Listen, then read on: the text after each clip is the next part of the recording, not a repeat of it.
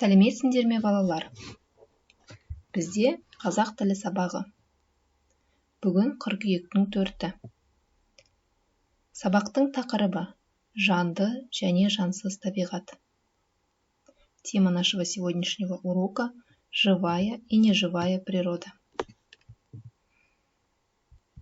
Жаңа сөздер, новые слова. Читайте, повторяйте за мной. Жанды, жансыз, өсімдік, өседі, адамдар, жануарлар, құстар, су, тас, тау, күн, ай, жатады, өзгермейді. На прошлом уроке мы с вами проходили слово «өзгереді». Өзгермейді не меняется, өзгереді меняется. Тапсырма, задание. Открываем в учебнике 9-ю страницу, читаем текст. Үшінші тапсырма, 3-е задание.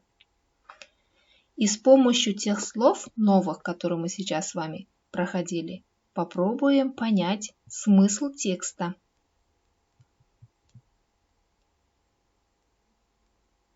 Читаем вместе. Табиғат жанды және жансыз болады. Жанды табиғатқа адамдар, жануарлар, құстар, өсімдіктер жатады. Жансыз табиғатқа су, тас, тау, күн, ай жатады. Жанды табиғат өседі, өзгереді. Ал жансыз табиғат өзгермейді. Теперь прочитайте самостоятельно.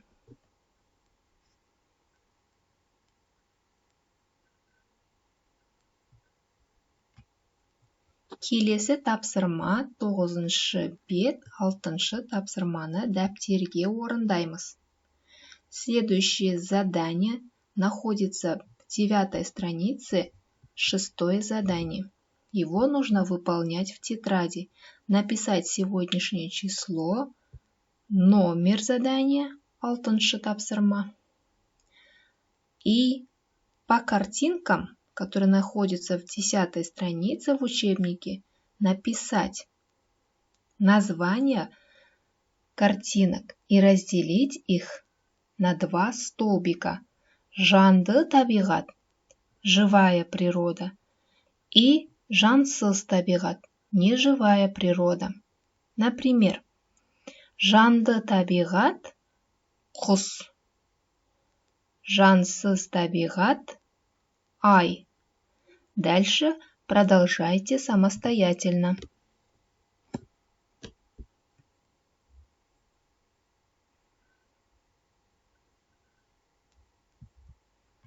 Итак, ребята, что мы сегодня должны запомнить на уроке?